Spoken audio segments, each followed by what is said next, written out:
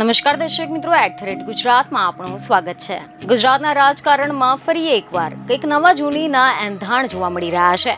ગુજરાતના રાજકારણમાં મોટી ઉથલપાથલ થવાની ચર્ચાએ રાજકીય વર્તુળોમાં ભારે જોર પકડ્યું છે, જેના પાછળનું કારણ છે રાજકારણના બે મોટા અને દિગ્ગજ નેતાઓ વચ્ચે થયેલી બંધ બારણાની બેઠક। રિપોર્ટ એવા મળી રહ્યા છે કે ગુજરાતની રાજનીતિમાં બાપુ ગણાતા એવા શંકરસિંહ વાઘેલા અને ગુજરાત ભાજપના ચાણક્ય ગણાતા અમિત શાહ વચ્ચે ગાંધીનગરમાં બંધ બારણે બેઠક થઈ હતી। લાંબા સમય બાદ આ બે રાજકીય દિગ્ગજો વચ્ચે થયેલી બેઠકને મોટા રાજકીય ફેરફારના સંકેત તરીકે જોવા મળી રહ્યા છે।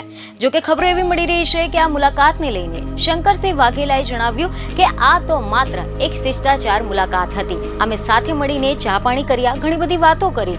હું દીકરા મહેન્દ્રસિંહ વાઘેલાની રાજકીય કારકિર્દીની ચર્ચા કરવા ગયો હતો।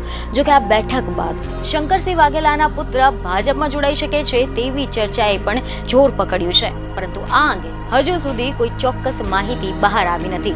અમિત શાહ અને પૂર્વ મુખ્યમંત્રી શંકરસિંહ વાઘેલાની ગાંધીનગરના સર્કિટ હાઉસમાં બંધ બારણે લગભગ 20 થી 25 મિનિટ કરતાં પણ વધુ સમયની વાતચીત થઈ હતી, જેથી ગુજરાતની રાજનીતિમાં વધુ એક મોટો વળાંક આવવાના પણ એંધાણ દેખાઈ રહ્યા છે। લાંબા સમય બાદ રાજનીતિના બે દિગ્ગજો વચ્ચેની આ મુલાકાતથી અનેક તર્ક વિતર્ક શરૂ થઈ ગયા છે। બીજને ખબર સાથે ફરી મળીશું। ધન્યવાદ।